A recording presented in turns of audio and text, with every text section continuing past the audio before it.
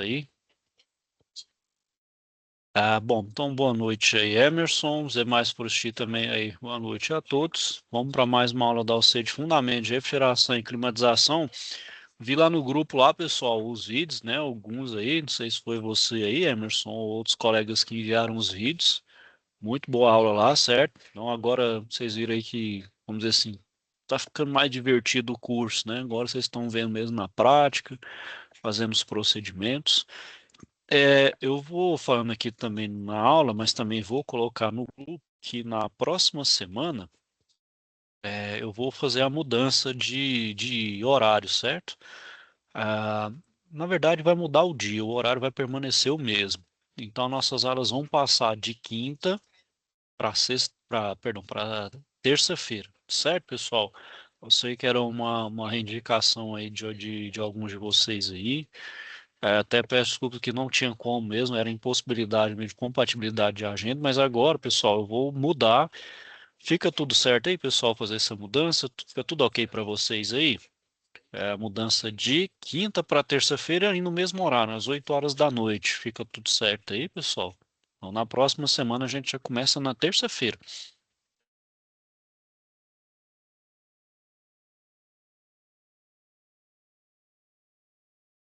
Por mim, tudo bem.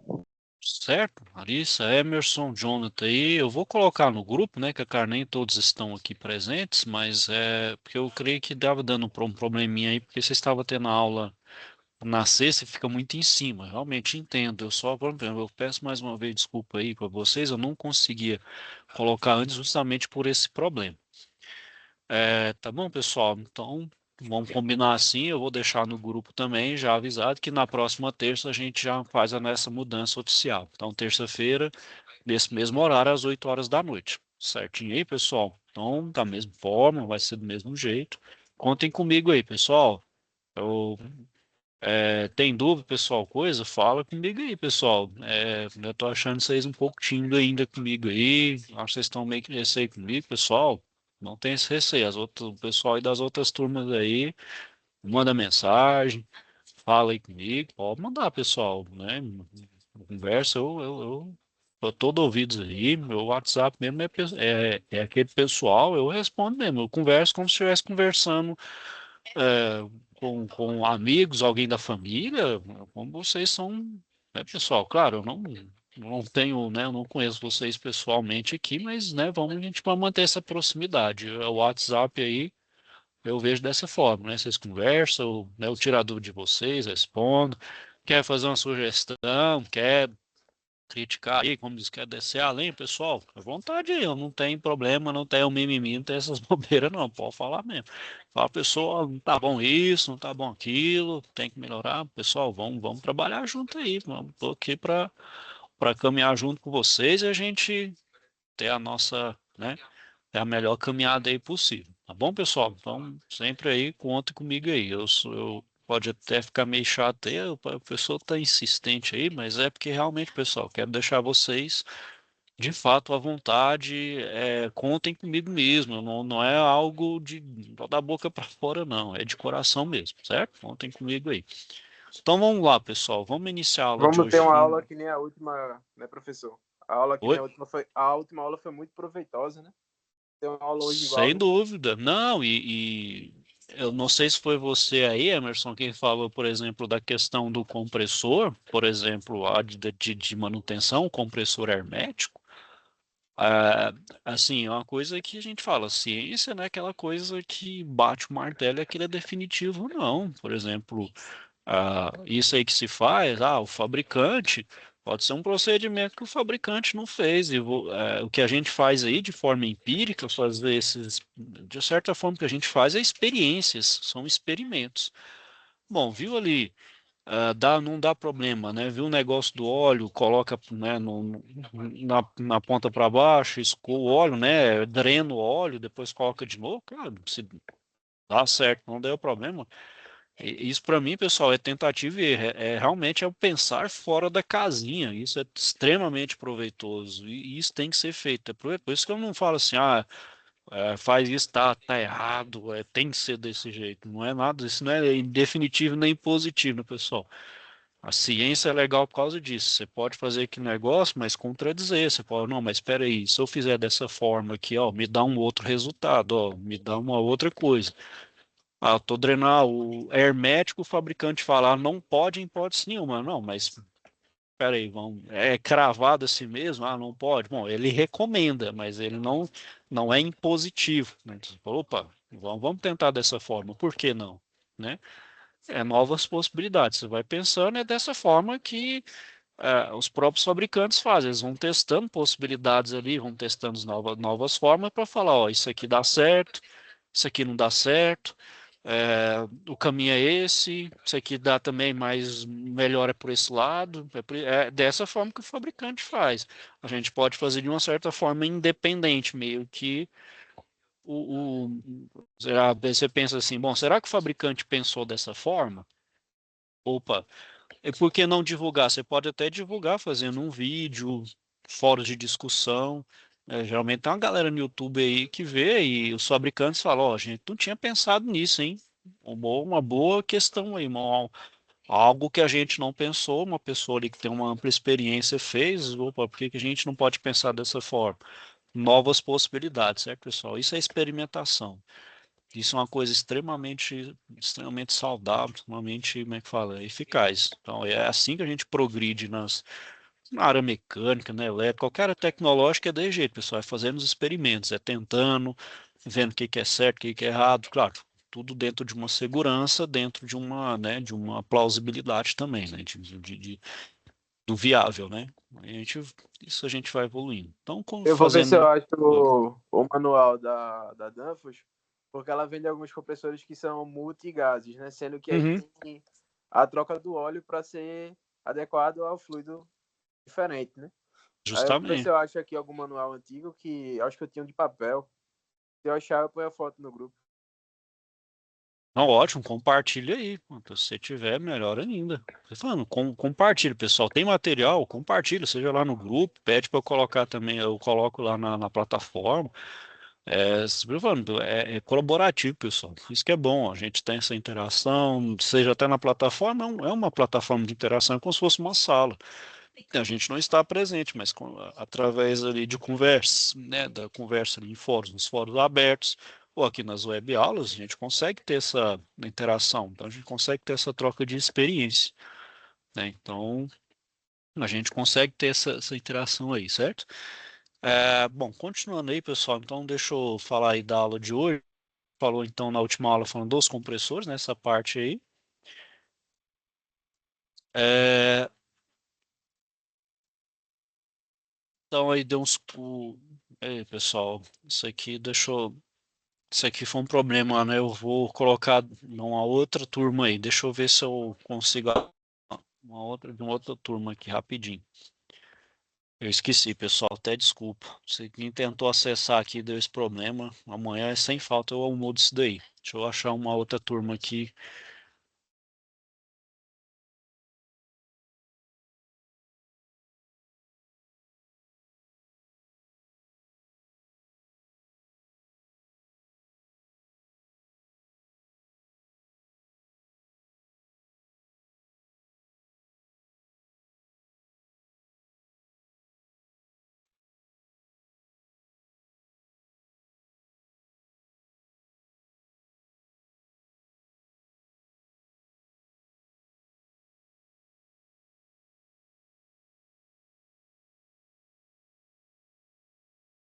Vou compartilhar aqui, pessoal. Isso aqui é de uma outra turma. Eu vou colocar aí, certo? Bom, pessoal, então, falando aí do circuito, né? O outro componente que a gente tem, então, depois do compressor, então, meu compressor pegou meu fluido como vapor a uma determinada pressão e temperatura, comprimiu ele, então vai aumentar a sua temperatura e sua pressão. E ele ainda está como vapor. E agora, o que que eu tenho que fazer? Passar pelo condensador. Então, o condensador, o que que vai pegar? Ele pegou aquele calor que veio do ambiente e precisa jogar para fora. Então, ele vai passar de líquido, ou perdão, de vapor para líquido. Então, ele vai se condensar ali na troca de calor com o ar, pela convecção forçada ou natural. Então, ele vai reduzir a temperatura, né? Claro, ele ainda vai continuar alta pressão, porém agora ele vai mudar de estado, vai passar de vapor para líquido. E o dimensionamento do condensador, pessoal, ele vai depender da aplicação de outras características, como o clima do local de instalação. E eles podem ser, então, resfriados a ar por convecção natural e os resfriados a ar por convecção forçada. Então, nos condensadores por convecção natural, eu vou ter, então, vão ser aletas que vão ser soldadas ao longo no tubo, né, onde o fluido escoa. Então, são os das geladeiras. Isso aqui, né, pessoal, são as geladeiras mais antigas. Hoje, os condensadores das geladeiras estão nas laterais, né? Tanto que quando a gente vai instalar uma geladeira, eles até colocam lá ó, um espaço ali e até um aviso de cuidado, que é superfície quente, porque os condensadores estão por dentro da carenagem, né, do refrigerador. Esteticamente fica mais bonito do que isso aqui exposto, né? Vê que esteticamente isso aqui não tem um bom visual, né? Mas aqui, né, pessoal, ó, então tem a tubulação no compressor, ele vai passar aqui e trocar o calor. Por que que tem essa área tão grande? Porque por ser por convecção natural, a convecção natural eu preciso do movimento natural ali do ar, né? Eu preciso das correntes de ar natural. Então como desvantagem, ele vai necessitar de uma grande área de contato para ter a melhor troca de calor, né? Aí vai precisar de uma área grande de troca de calor. Então vai ter as aletas aqui e uma área, tá vendo? Que vai até no ápice ali da geladeira, num ponto mais alto dela ali. Isso é de propósito, porque se eu fizer com área menor, não tem área suficiente para trocar o calor. Então ele não vai se condensar adequadamente. Então, se for uma área menor, ele não se condensa. Então nem todo o conteúdo do fluido refrigerante vai jogar o calor para fora, ele continua com vapor. E eu preciso condensar ele totalmente. Eu preciso transformar o meu fluido de vapor para líquido, né? Aí isso aqui é a convecção natural. A outra que a gente tem, pessoal, é a chamada convecção forçada. Convecção forçada, eu utilizo um ventilador que ele vai induzir um fluxo de ar contra a corrente ali. Então, conduzindo esse fluxo de ar, né, claro, vai depender principalmente da potência do ventilador e do seu diâmetro, que aumenta a área de contato. Aumenta uma área de contato, ela faz aumentar a área de contato para melhorar a troca de calor. Só que em compensação a de convecção natural, eu diminuo a área de contato para a troca de calor. Fica então um tamanho bem mais compacto. Então, tá vendo? Não preciso de ter, por exemplo, uma área muito grande igual da convecção natural. Eu posso fazer ele mais compacto ali, que eu troco até de forma mais eficiente o calor. Claro, aí para dimensionar isso aqui de convecção, aí tem uma relação principalmente com o número de aletas, né, que é aquelas plaquinhas em voltas, e a tubulação. Aí, pessoal, é um cálculo bem complexo mesmo, a hora de projetar, qual é a potência, qual que é o calor, então você tem que saber todas as variáveis. Tá vendo aí aprender Danfoss aí, ó, para caso que acho que é o Pressostatos aqui, se não me engano. Então aí, pessoal, os dois tipos de condensadores que a gente tem aí, né? Então aí, ó, o condensador por convecção natural, né? Como por exemplo aí, é a aplicação de pequeno porte, uns residenciais, e o de convecção forçada, que nos grandes sistemas, né? É, pode usar até de potência de meio tonelada de refrigerante até os 500 toneladas de refrigerante, onde a gente vai ter aqueles grandes condensadores, as grandes máquinas aí, né?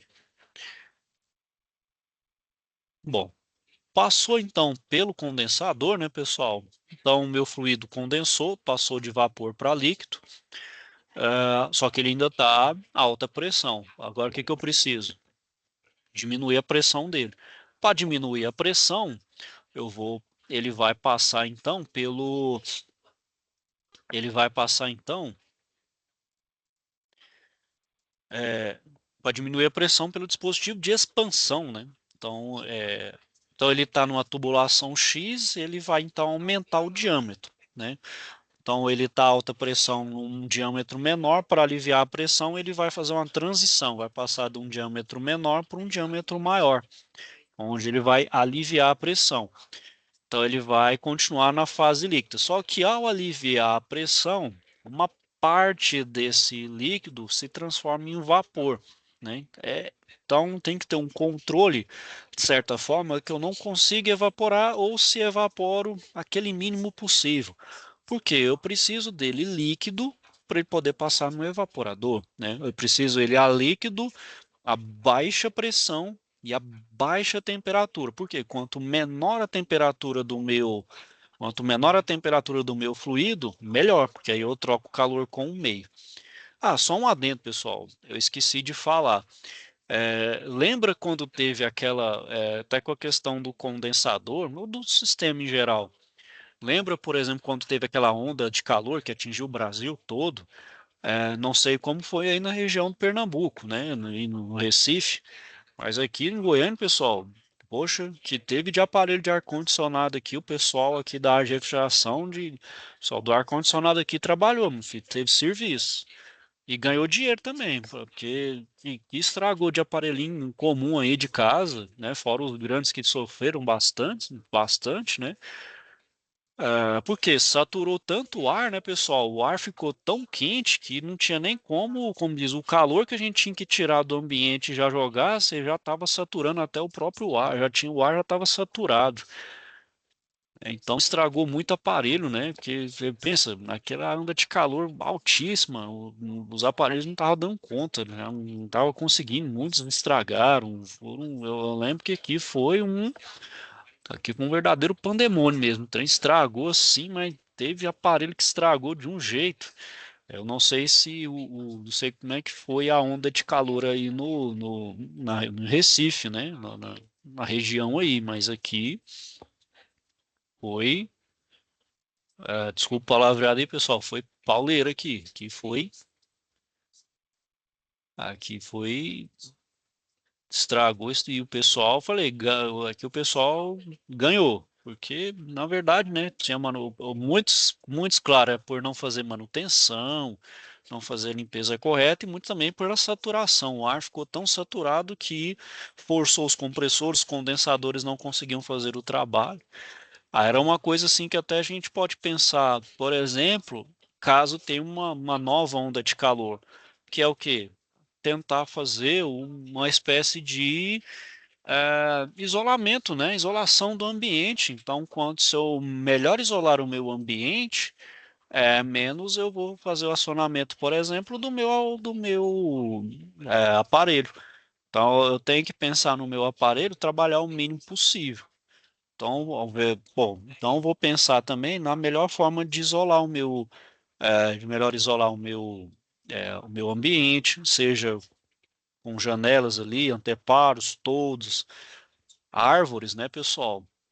Tanto que a gente tem acho que depois eu vou falar com vocês a respeito, acho que na outra eu sei, sobre o RTQC, que é, por exemplo, para você ganhar certificação de eficiência energética de ar-condicionado. E um dos requisitos é o chamado envoltório. Então, em volta, tentar principalmente diminuir a carga térmica, que é a penetração de raio solar. Se a gente evitar filtrar o máximo possível, qual que é a forma? Anteparos, é, fazer refletir esse raio solar, que mais? Árvores, né? Então a gente sabe que o principal alimento da árvore é o quê? É luz solar para ela produzir seu alimento. Então, quanto mais árvores em volta você ter para principalmente absorver a luz do sol, melhor, porque é menos sol para entrar ali no seu ambiente. Então, você arborizar bem. Hoje, né, pessoal, as edificações aí, as casas, né, mais modernas, o que que elas estão fazendo? Aquele chamado telhado verde, né, que é aquele telhado também que absorve a luz solar, né, ou seja, não deixa ela entrar no ambiente, aqueles que é parecido chama de parece muito aqueles isolantes, né, que é com recheio, né? Então tem uma chapa, um isolante, depois a chapa como se fosse um isolante de câmara fria. Então isso também ajuda bastante, pessoal. Então voltando aí, pessoal, retornando, a gente então passa, né? Então o meu fluido está frio com baixa pressão, a gente passa no evaporador, né? O evaporador então ele vai fazer o refrigerante absorver o calor. Principalmente quanto mais frio, né? Ou seja, quanto ele mais frio e a baixa pressão melhor, porque aí na baixa pressão também ele está a baixa velocidade, então o meu fluido ele precisa passar numa velocidade tal ali onde está passando o evaporador, onde eu consigo captar o ar do ambiente que está quente, trocar o calor e ele refrigerar o ambiente. Então, quanto mais devagar ali, uma velocidade tal, melhor.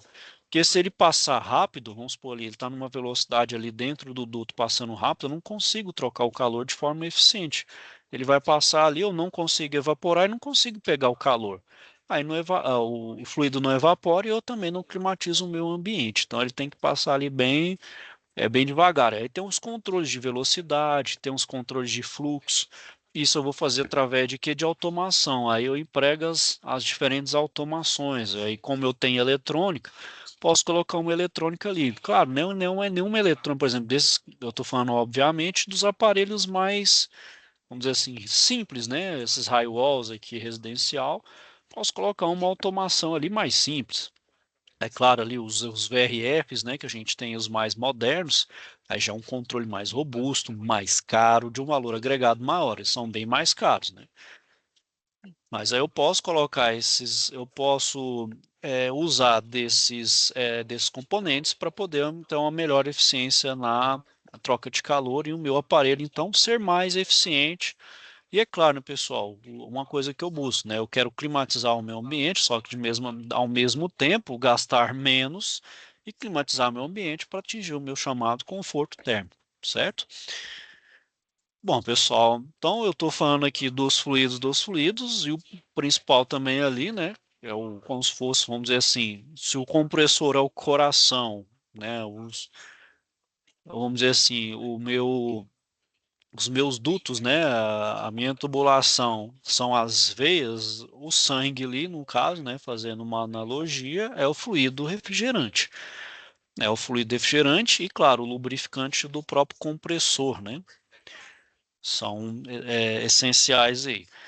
Bom, iniciando pelo fluido refrigerante, né, pessoal? Então, eles têm a função que é atuar como fluido de trabalho, e aí que vai ser responsável por essa tecnologia, né, que a gente chama a tecnologia que é a de compressão a vapor, é transportar energia térmica. Então, ele é responsável por retirar o calor do ambiente, climatizar e pegar esse calor e jogar para fora e fazer essa troca térmica entre os ambientes. Então, climatizar o ambiente internamente e pegar esse calor absorvido de dentro e jogar lá para fora.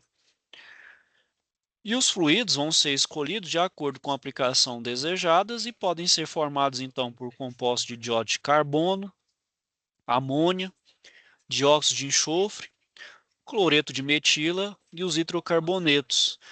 É, Hoje a gente tem alguns fluidos aí que são o pentano, né, que é hidrocarboneto. Tem alguns outros também que um dos problemas que eles têm hoje são inflamáveis. Vou falar mais deles aí. Então, claro, é desejável, né, pessoal? Claro, aí é desejável que os fluidos não sejam inflamáveis, tóxicos e corrosivos, sejam inertes quimicamente, inodoros, a fim de que os riscos à segurança e ao meio ambiente sejam reduzidos em caso de vazamento. Por que é desejável, pessoal? Porque nem sempre a gente consegue o melhor dos mundos. Por exemplo, nas câmaras frias, né, dos grandes frigoríficos aí, dos grandes sistemas aí, principalmente industrial de alimento, principalmente de carne, de alimentos resfriados e congelados, ainda não se tem ainda um substituto, por mais que a ciência avance, tenha novos fluidos refrigerantes sendo inventados, conhecidos, mas ainda não teve um fluido refrigerante com a mesma capacidade frigorífica do que a amônia. Não tem um, porque eu preciso substituir a amônia. Você pode até substituir a amônia, mas o seu gasto ali com um sistema similar que chegue próximo, ainda nem tem garantia que chegue próximo à eficiência da amônia, vai dar problema. Vai, Professor, sim, pode falar, Lenis. eu já trabalhei com amônia e realmente não é caro. Nós fazíamos os pedidos e realmente eu acho que é o mais barato que tem. E tem outro que eu morria de medo se um dia fosse substituído. Eu me corrija se eu estiver errada, acho que era CO2, que ele não tem cheiro, então eu morro de medo dele. O CO2, Larissa, o problema do CO2, né, nem a questão, porque o CO2 a gente expira o CO2, o problema é que ele é sob pressão, aí o Isso, problema é a explosão. Como é que a gente trabalhar sob isso. pressão, em uma pressão maior que a atmosférica, como então o fluido sob pressão, o cuidado ali, manutenção, inspeção tem que ser maior, né? Então a questão é a explosão. A amônia também tem essa questão do preço, mas a toxicidade dela, mas o problema dela é a capacidade frigorífica. Então, a capacidade dela refrigerar um ambiente, principalmente para congelar. Então, por exemplo, os grandes frigoríficos utilizam a amônia, porque não tem outro com a eficiência melhor do que a amônia. Hoje não tem. Simplesmente não existe. E aí então ele não tem ainda um fluido que seja substituível. Aí a amônia, o que que ela vai precisar? É a questão principalmente da segurança, né? A segurança da amônia ali, principalmente se tiver qualquer indício de vazamento, tem que ser tudo rápido. A evacuação tem que ser rápida, ponto de fuga, fechar o ambiente, lacrar e ficar o mais longe possível, né? Porque a gente sabe que a amônia ah, é o respirar, a amônia também não tem cheiro, a amônia ela é inodora. A amônia, você respirar ou ela penetrou na sua pele também, aí você pode, dependendo da quantidade ali, já é fatal, você morre. Infelizmente, por exemplo, aqui na BRF, na região aqui, que foi no, em Rio Verde, Goiás, a BRF teve um acidente. Atingiram 5 pessoas, 3 sobreviveram, infelizmente duas, infelizmente não sobreviveram. Elas tiveram contato mais direto. Pra você ver, tanto que até para fazer a intervenção, para chegar no lugar onde tem um vazamento, intervir para fechar, para, vamos dizer, lacrar o sistema, é uma roupa, pessoal, igual roupa com o pessoal que lida com radiação. Tem que ser uma roupa totalmente fechada, protegida, porque não pode entrar na pele nem fresta, nem nada. A pessoa fica quase igual mesmo aquele pessoal de usina nuclear, né? Uma roupa extremamente protegida. Então, ainda, pessoal, enquanto não se tem ainda, utiliza-se, mas claro, né, tem os treinamentos de segurança, os sistemas de segurança são extremamente robustos, e ainda assim, pessoal, claro, devido à eficiência, essa questão do monitoramento, os casos são raros, é muito difícil assim você ter um problema de amônia. Se tem ali devidamente investigado, mas não é uma coisa corriqueira. Então tem um nível de segurança alto. E o CO2, né, até como a Larissa citou, o CO2 ele também tem uma boa eficiência, por exemplo, de troca de calor, mas é uma das desvantagens do CO2 que para ele ter essa eficiência, ele tem que trabalhar sob uma alta pressão, uma pressão muito grande. Aí também tem que ser monitorado nessa questão, só que o risco não é a toxicidade do CO2, é justamente a explosão. Como é alta pressão, é sujeito então à explosão. E tem alguns fluidos também, pessoal, que usa os hidrocarbonetos, que é o pentano, um deles é o pentano, né? Alguns aparelhos novos de ar-condicionado, eles são inflamáveis. Aí também tem que tomar um cuidado, o pessoal que trabalha, né, com instalação, tem ali uns treinamentos adequados para lidar com esse tipo de fluido. Os primeiros que a gente teve também, pessoal, foi o chamado CFC, que é o R22, R12, o R22. Aí esses dois, eles eram chamados CFC, que é o clorofluorcarbono. Descobriu que eles, pessoal, causavam muito dano por camada de ozônio. Então estava tendo aquele problema na camada de ozônio, estava tendo aquele buraco, né? Que a camada de ozônio é um dos principais filtros de raio, né? De raios ultravioletas do Sol. Então aqueles raios que realmente são danosos, que geram câncer na gente, o ozônio é responsável por esse filtro. Como se fosse uma espécie de óculos ali do óculos de sol da Terra, né? Então ele faz essa proteção. Então com isso foi proibido, né? Então foi proibido então você não vê nenhum aparelho de fábrica que venha com esses gases, com esses fluidos refrigerantes. E os que têm em atuação, né? Os que têm em atuação têm até 2030 por norma para fazer o chamado retrofit. né? Tanto que vamos dizer, das práticas que vocês fizeram na aula, né? Que é fazer um retrofit, tipo mudar o fluido refrigerante, né? Retirar de um, colocar o fluido nesse aparelho, mantendo as características originais, né? Que é o chamado retrofit. Claro, e depois com o CFC eles fizeram o HCFC. O HCFC ele é hidrogênio, cloro, flúor e carbono. Ele ainda tem o cloro, que o problema é o cloro que é danoso ao ozônio, menos danoso. E depois vieram os HFCs, que agora ele é totalmente inofensivo, né? Só que o problema desses aqui é inofensivo a camada de ozônio, porém eles têm um problema. Eles contribuem para aquecimento global. Então, pessoal, quando a gente fala em fluido refrigerante, é evitar sempre ao máximo a liberação desses fluidos na atmosfera, né? Mesmo ali, então, evitar ao máximo esse vazamento para a atmosfera para evitar problemas, por exemplo, camada de ozônio, seja ele inflamável, seja alta pressão. De certa forma, eles causam dano também, não só para as pessoas, como para o próprio meio ambiente. Bom, então, pessoal, como a gente não tem um fluido refrigerante capaz de atender todas as aplicações, então vai variar, né? De pequeno porte utiliza um fluido tal, de médio porte tal, de maior tal. A gente vai ter diferentes tipos de Professor, refrigerante. Oi, pode falar.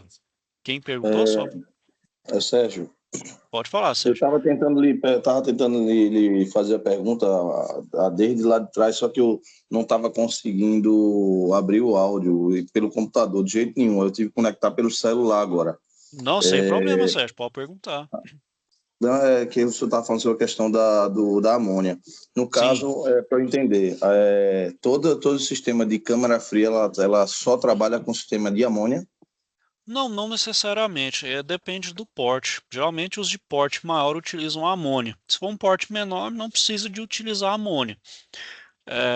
Quando fica maior, por exemplo, aí a área é Seria um maior para sistema, poder. seria os fluidos normais que a gente utiliza hoje no mercado? Oi? No caso, se não usar amônia, seriam os fluidos que a gente utiliza hoje, 410. Isso pode ser, por exemplo, igual esse que tem em supermercado, essas câmaras frias de supermercado, é uma câmara bem menor, apesar delas serem também não muito pequenas, né?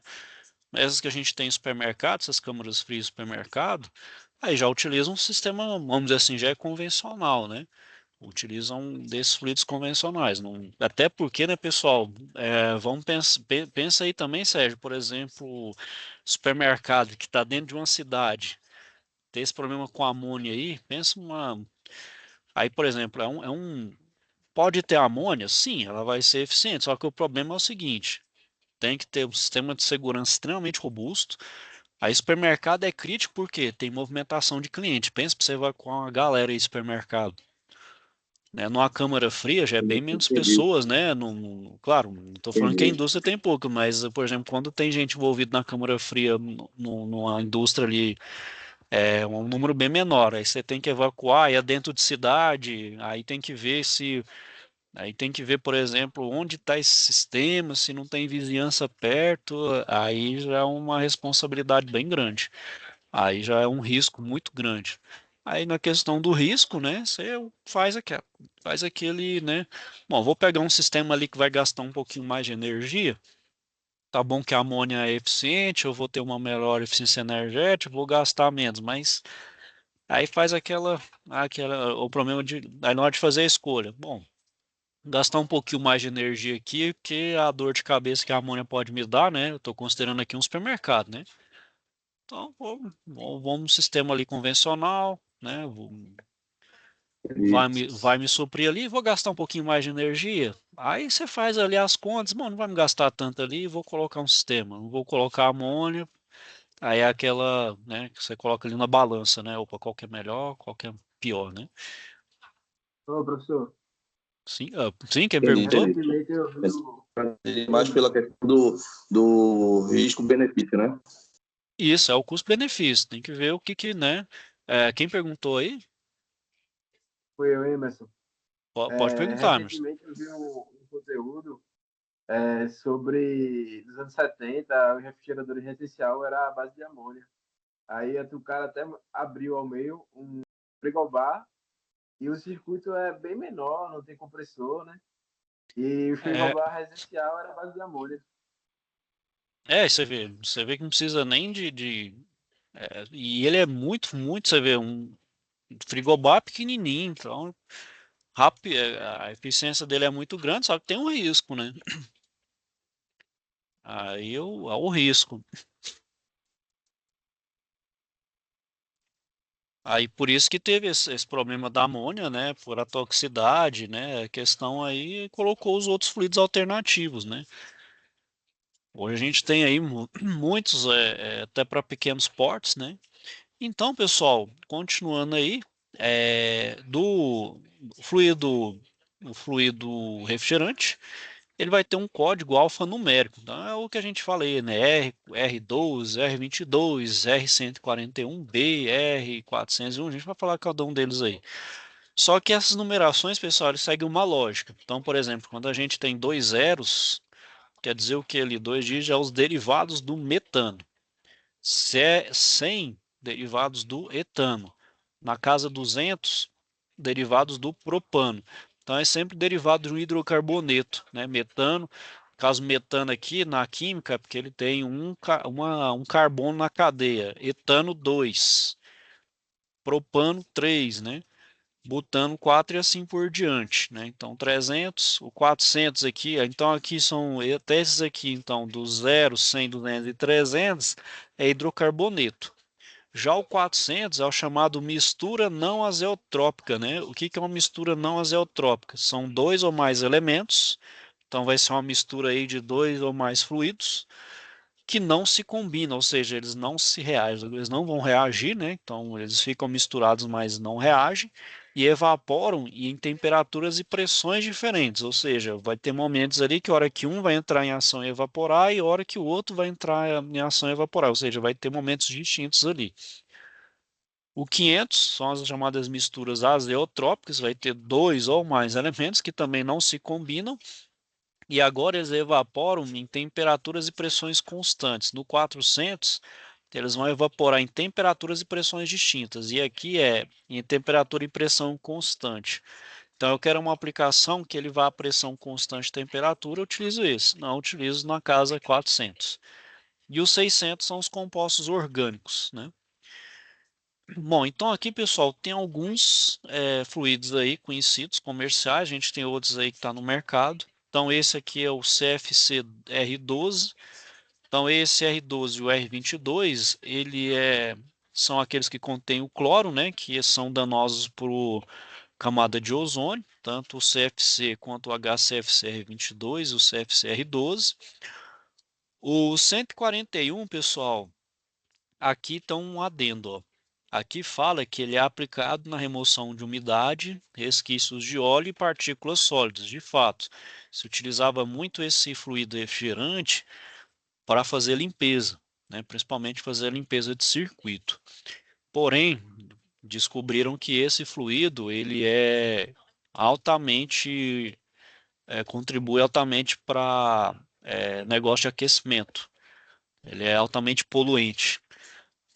Então, logo já não utiliza mais esse fluido para fazer esse tipo de limpeza. Aí faz só com vácuo e aplicação de nitrogênio. Professor, Sim, pode falar, o Emerson. substituto assim, de campo mesmo do 141B está sendo formiato de metila.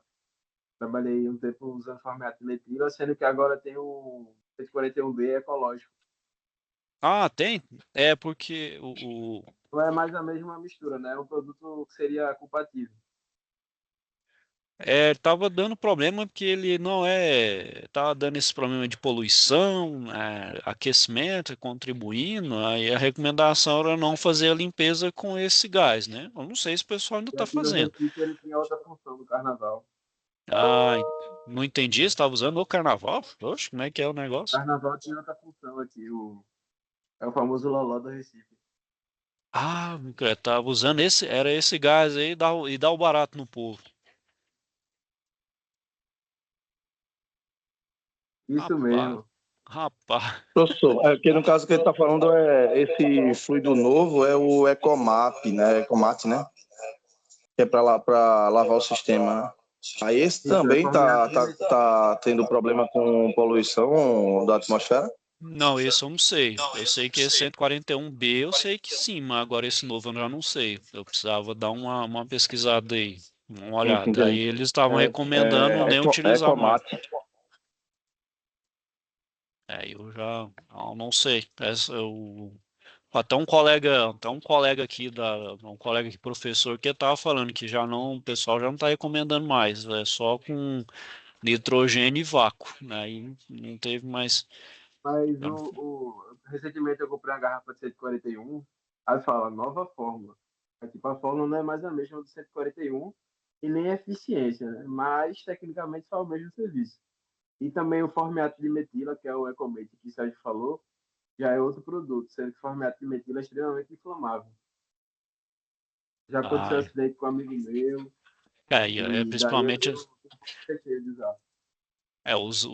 os inflamáveis, pessoal, até que, por exemplo, em Goiânia, aqui no Senai mesmo, tem uns colegas que estão ministrando cursos para poder ministrar, para poder lidar, né, com esses fluidos inflamáveis, que hoje está utilizando muitos fluidos inflamáveis. Então, qual os procedimentos utilizar, né, pessoal? O que fazer, o que não fazer, né, nos procedimentos para atuar de uma forma mais segura possível, né, de ser segurança, né, até para quem está operando, quem está próximo. Por exemplo, a gente está ministrando muito esses cursos aqui na área, certo? Não sei como está aí, né, mas eu sei que aqui no nosso Senai aqui em Goiás, os professores estão, né, estão fazendo esse curso até com uma forma mesmo de prevenção, né, que como está tendo muita venda, muito produto com esse tipo de gás, né, com gases inflamáveis, estão se ministrando esses cursos. Então, continuando aí, pessoal, o R401A, é, ele é utilizado tanto na residencial e Professor, comercial. desculpa interromper. Não, pode falar, sem Aí, no problema. caso, como o senhor falou, no caso, hoje, então, a recomendação está sendo feita de lavar somente com nitrogênio, Vácuo e nitrogênio, pelo as menos tubulações? só nitrogênio e vácuo. Certo, entendi. Tá ok, obrigado. Porque o nitrogênio você pode utilizar ele ali sem não dá problema, né? E o vácuo. Aí tem um problema aí que o Emerson falou, né? O Emerson aí foi porque é a questão também que o 141 aí ele é inflamável também, né? Tem esse risco. O 141B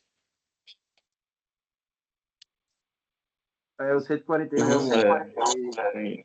está sendo vendido, algumas versões não são inflamáveis mais. A antiga Então, era, né?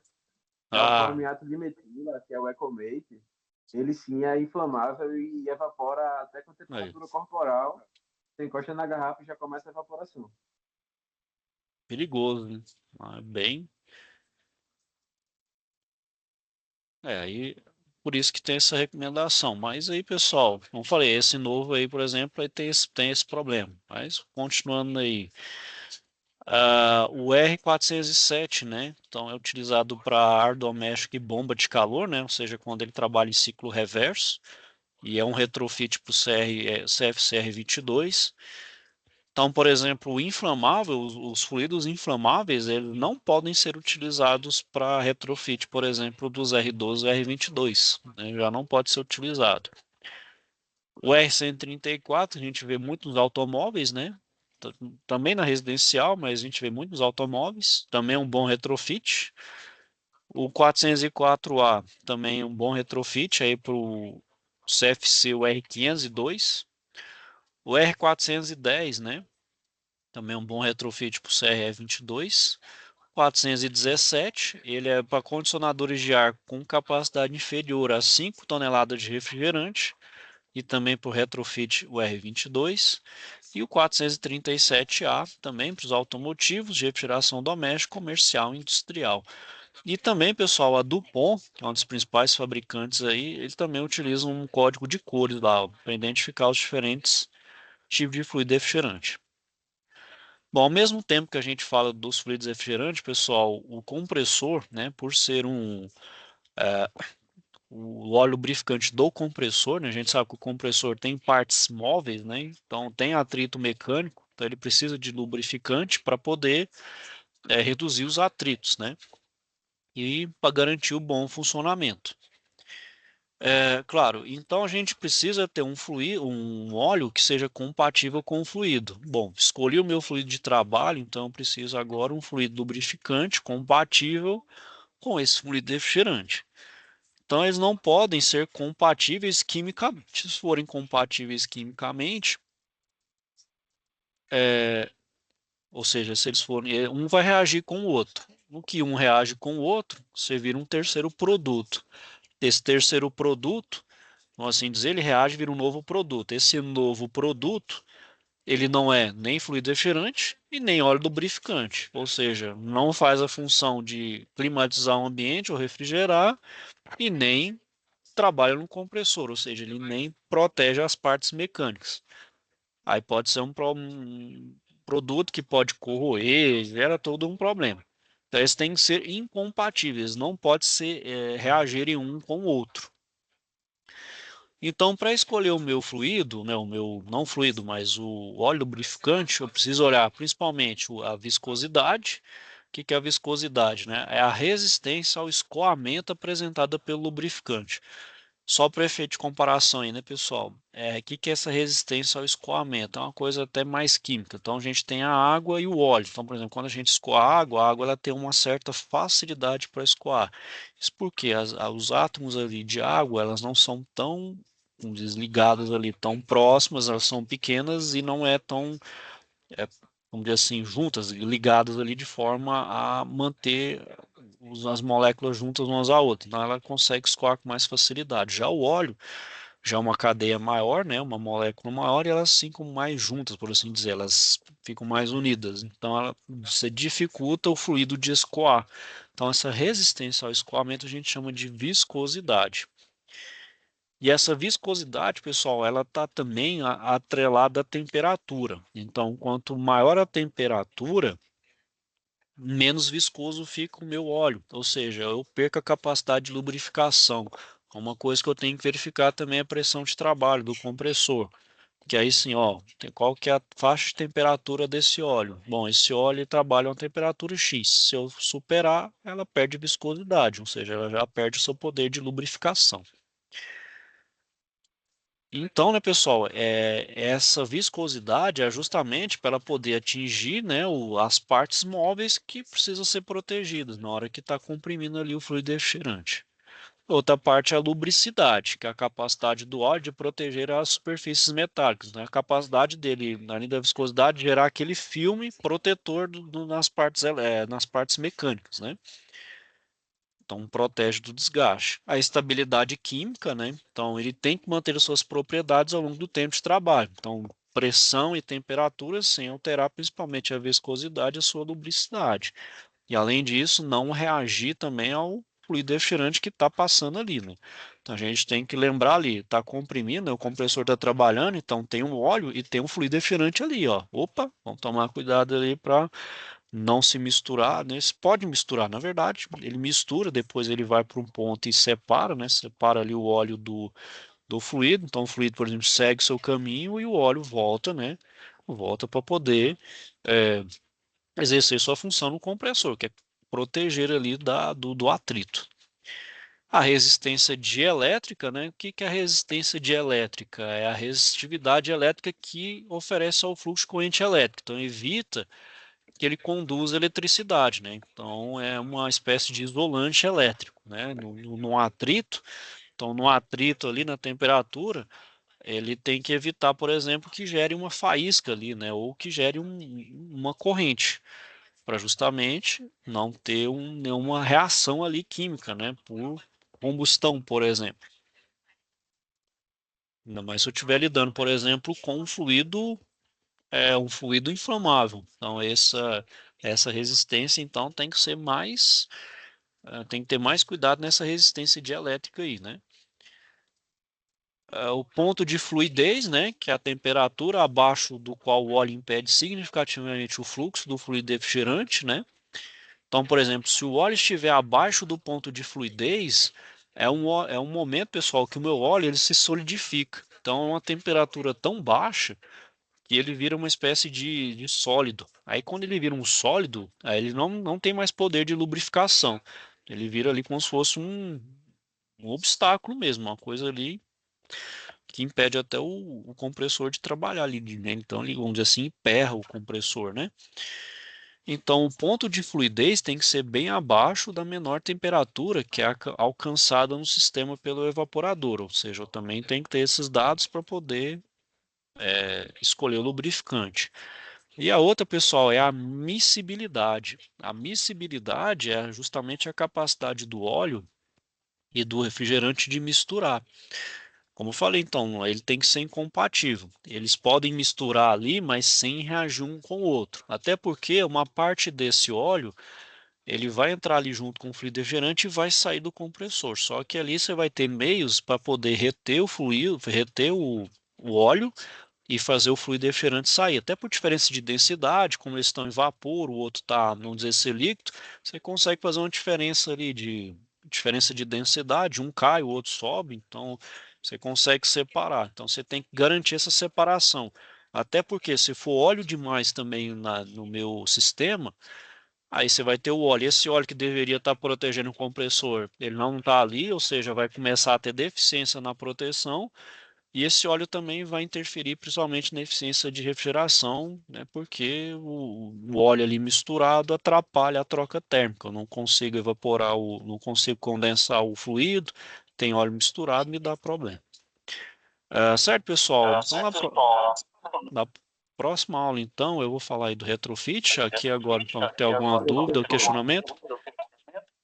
Sim, para eu entender essa parte aí da miscibilidade, por que que no caso acontece isso do óleo, ele mesmo sendo projetado para aquela máquina, ele ainda assim ser conduzido para dentro da linha? Bom, de qualquer forma, isso é porque até por questão mesmo física, né? Uma parte desse óleo não tem como você conseguir reter esse óleo, porque ali na câmara de compressão, o óleo vai ter que proteger o pistão e principalmente a área ali a câmara, né, de compressão. Então esse óleo, uma parte vai nele ali, né? É igual no motor a combustão. No motor a combustão, qual que é a diferença? No motor a combustão tem tipo aqueles anéis que vai fazer uma espécie ali de no momento que o óleo sobe, depois quando ele desce ali na compressão, aquele anel do pistão, ele limpa ali, não deixa o óleo passar. Só que tem uma percentagem do óleo ali que ele vai na câmara de combustão, se mistura na explosão. Então ele vai, não tem jeito. Sim. Só que a combustão explode, né? O óleo vai junto e, né, queima junto ali combustível e vai. Quando tá quando aquele anel perde ali sua função, né? Então o óleo em tese que deveria estar limpo sobe muito mais. Aí o famoso queima óleo ali do carro, né? No caso do compressor ali, vai da mesma forma, vai ter um pouquinho desse óleo, só que não vai ter combustão, mas um pouco do óleo vai junto. Só que aí eu vou ter um recurso de reter o óleo, né? Só porque o óleo ele está mais denso, o óleo ele é mais denso do que o fluido refrigerante. O fluido refrigerante, nesse momento que ele está no compressor, ou seja, ele está como vapor, ou seja, ele está menos denso, ou seja, ele está mais leve. Então, mesmo que misture um pouco de óleo, no momento que ele vai lá, eu consigo passar no momento que um separa do outro, porque o óleo é mais denso, o óleo mais denso por gravidade, eu posso fazer um filtro ali ou alguma coisa que, por diferença de densidade, por exemplo, uma espécie de filtro, aí o fluido refrigerante passa, aí nesse obstáculo o óleo bate ali, fica e ele desce e volta. Aí eu consigo separar totalmente um do outro. Eu consigo separar, né? É claro, vai ter, se você for fazer não estou falando que é perfeito. Se você pegar uma análise ali do fluido refrigerante no Uhum. ponto ali, uma análise, você vai ter lá um ppm, parte por milhão ali do óleo. Você vai ver resquício do óleo, mas é mínimo possível. Geralmente o sistema é projetado para ter vamos dizer, esses pequenos erros aí, essas pequenas, né, falhas, porque a gente sabe que não tem como projetar uma máquina 100%. Então já joga aquele porcentagemzinho ali de fator de segurança e de erro, que como diz, tudo sossegado consegue suprir tranquilamente, não dá nenhum prejuízo. Certinho, Sérgio? Entendi. Aí, no caso, tipo assim, por exemplo, aquelas linhas que a condensadora ela fica muito elevada. A gente precisa fazer aquele sifão, tudo mais, tal, que os fabricantes determinam, que eles dizem que é justamente para poder fazer a sucção do óleo. Seria o óleo do compressor ou do óleo do fluido refrigerante? Não, é o óleo Que do eles falam esse compressor. excesso de óleo que dá. Não, o óleo é do compressor. Só tem óleo no compressor. Nenhuma parte do sistema tem Então, óleo, esse só no. óleo que vai para Então, esse óleo que vai para a linha, que a gente precisa fazer aquele sifão ali, ele é o óleo do compressor que está sendo jogado para a linha? Na verdade, não é para linha, mas é para reter esse óleo, né? E para evitar que, por exemplo, mesmo que tenha esse óleo, ele não vá para o sistema, porque como ele está num desnível maior, ele não desce ali junto com o evaporador. Vamos dizer, se ele fica, né? Então o sifão ele faz aquele U, né? Esse U então é para reter ele ali, então aí o fluido sobe, porque ele é mais leve, e desce de novo. Se tiver um outro sifão, retém mais um pouco de óleo, até fica só o fluido ali. Aí ele desce, né, e o óleo fica retido, até para evitar que o óleo vá de contrabando, né, por assim dizer. Mas aí, assim, até onde eu entendi, um dado momento, esse óleo ele vai se acumular nesse sifão, no nível que ele vai chegar a fechar, a vedar a passagem do fluido, né? E aí ele é succionado, Não, não é mas isso?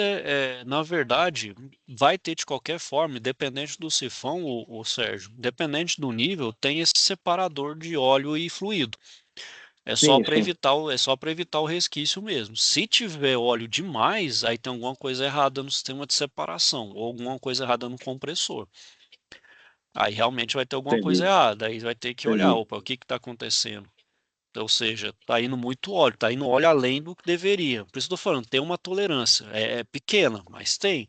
O sifão é só uma forma de garantir, mas não pode ter óleo de demasia. Se tiver óleo de demasia, opa, tem algum problema no meu sistema aí. O que que é? Aí a gente vai ter que ver o que que é, certo? Entendi. Porque Tá bom, senão, se professor, tiver obrigado. demais, aí, por exemplo, se tiver óleo demais, opa, tá fugindo muito óleo, não tá separando. Por que que não tá separando? Será que meu sistema não tá saturado, o filtro, ou o sistema tá com algum problema, ou instalei errado? Opa, né? Por isso que tem aquela questão da inclinação. Então, por exemplo, quando vai instalar o compressor lá, a gente vai ver isso depois. Você não pode inclinar demais, tem que ter tem que ter na vertical certinho, justamente para evitar esse problema aí. Certinho, Sérgio? Uhum. É, Tranquilo, professor, obrigado. mais alguém aí, pessoal? Dúvidas? Tranquilo, professor. Bom, pessoal, então é isso aí. Vou finalizando aqui por hoje. Só lembrando, então, pessoal, a gente vai mudar o horário da nossa aula. Passamos agora de quinta para a terça-feira no mesmo horário, às 8 horas. Tá bom, pessoal? Então, eu vou desejar a todos aí uma boa noite, ok, pessoal? Fiquem com Deus aí e até a próxima. Boa noite, professor. Boa noite. Boa Boa noite, noite, boa pessoal. noite. Só Boa noite a todos. Boa noite. boa noite aí, pessoal.